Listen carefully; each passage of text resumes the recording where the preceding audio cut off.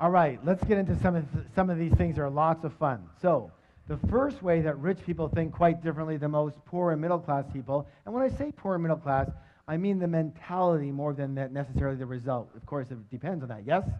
All right, so let's go this one. Rich people believe what?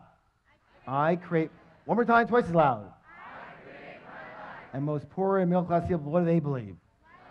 Life happens to me, life happens to me. If you want to create real wealth, it is imperative to believe that you are at the steering wheel of your life. You have to believe that you are the one who creates your success, you are the one who creating your mediocrity, and you are the one creating any financial struggle.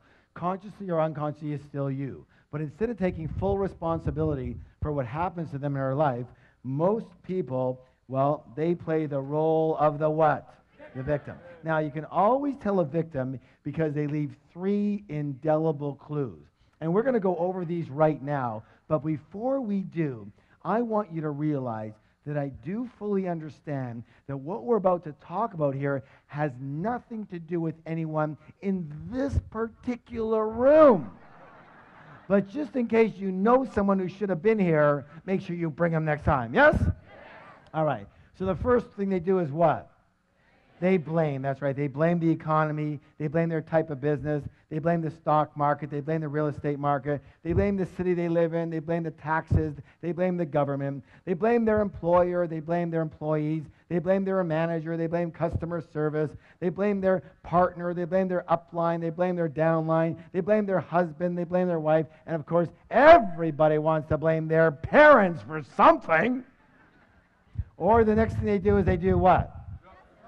Thank you. They justify their situation by saying something like, well, you know, money's not that important. Let me ask you a question. If you said that your husband or your wife or your boyfriend or your girlfriend wasn't that important, would they be around for very long? I don't think so, and neither would what? You know, neither would money. And people come up to me in my major seminars all the time, and they'll walk up and they'll say something like that. They'll say, well, you know, Harv, money's not that important. And I'll go, you're broke, aren't you?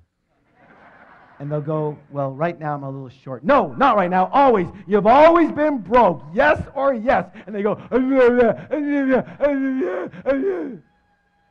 of course they're broke. Of course they're broke. If you didn't think having a motorcycle was important, would you buy one? Would you have one? Of course not. If you don't think having a pet parrot is important, would you buy one? Would you have one? Of course not. If you don't think money is important, would you have any? Of course not. You know, you can actually dazzle your friends with this information. The next time your friend comes up to you and says something lame like that, here's what I want you to do. I want you to roll your eyes up into here and look up into the heavens and put your hands up here on your forehead and go, you're broke.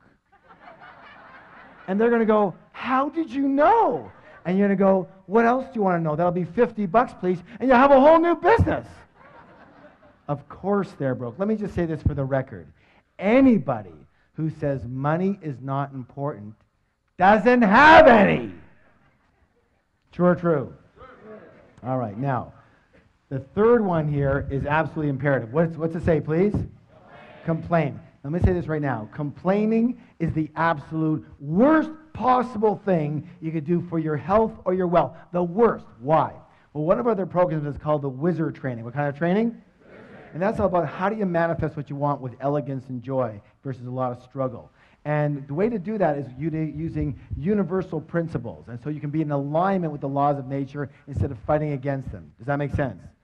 All right. And one of those principles I'm sure you heard of, and it says this. I want you to repeat it. It says, what I focus on expands. Let me hear you. What I focus on expands. One more time. What I focus on expands. Tell somebody else, please.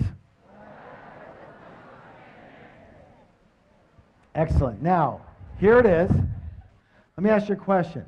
When you are complaining, what are you focusing on? What's right with your life or what's wrong with your life? And since what you focus on expands, what are you now going to get more of? What's right with your life or what's wrong with your life? Absolutely, you're going to get more of what's wrong with your life. When you are complaining, you are actually attracting crap into your life.